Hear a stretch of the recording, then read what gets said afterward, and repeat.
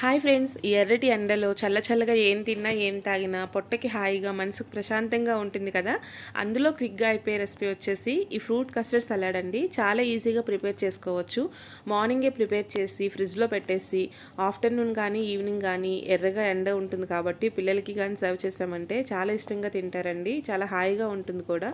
అందులో all fruit mix ఉంటుంది కాబట్టి చాలా హెల్తీగా ఉంటుంది. ఇంక లేట్ చేయకుండా ఏ విధంగా తయారు చేసుకోవాలో చూసేద్దాం. దీనికోసం నా దగ్గర అవైలబుల్గా ఉండే కొన్ని ఫ్రూట్స్ని అయితే తీసుకున్నానండి. ఇవి వచ్చేసి యాపిల్, జామ, నల్ల ద్రాక్ష, దానిమ్మ గింజలు, అరటిపళ్ళు తీసుకున్నానండి. వీటన్నింటినీ చిన్న చిన్న ముక్కలుగా కట్ చేసి ఇలా పక్కన పెట్టుకున్నాను.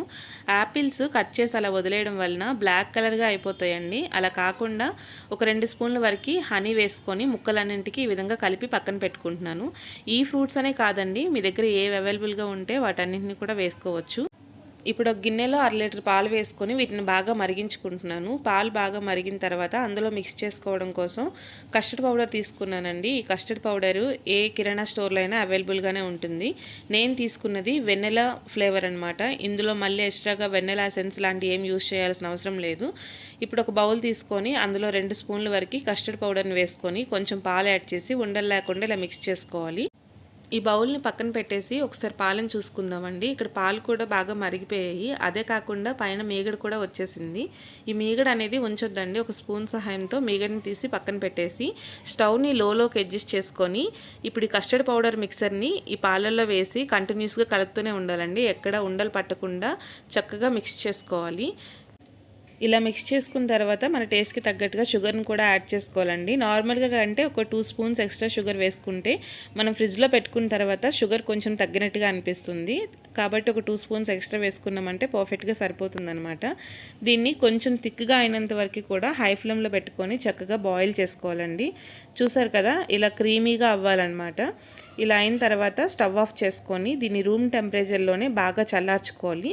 అలా చల్లారిన తర్వాత ఫ్రిడ్జ్లో పెట్టి ఒక 2-3 అవర్స్ పాటు అలా వదిలేసేయాలి. 2-3 అవర్స్ తర్వాత మీకు చూపిస్తున్నానండి. ఫ్రిడ్జ్లో నుంచి తీసిన తర్వాత ఇంకొంచెం థిక్గా అయిపోయింది కదా, ఇలా ఉంటే సరిపోతుందన్నమాట.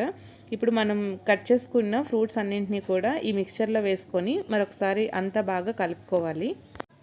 ఇలా ఫ్రూట్స్ అన్నీ మిక్స్ చేసుకున్న తర్వాత మరొక 1/2 అవర్ పాటు ఫ్రిడ్జ్లో పెట్టి సర్వ్ చేసుకుంటే చల్లగా చాలా బాగుంటుందండి. ఈసారి మీరు కూడా ట్రై చేసి పిల్లలకి సర్వ్ చేస్తే చాలా ఇష్టంగా తింటారు. అందులో ఆల్ ఫ్రూట్ మిక్స్ ఉంటుంది కాబట్టి చాలా హెల్దీ కూడా. దీన్ని పొద్దున్నే తయారు చేసేసి ఫ్రిడ్జ్లో పెట్టుకొని మధ్యాహ్నం కానీ లేదంటే సాయంత్రం కానీ పిల్లలకి ఇచ్చామంటే ఈ వేడి ఎండలకి ఇది చల్లగా చాలా హాయిగా అనిపిస్తుందండి. చాలా ఇష్టంగా తింటారు.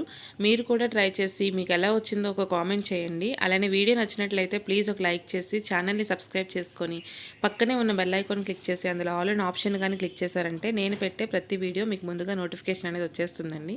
Thanks for watching. బాయ్.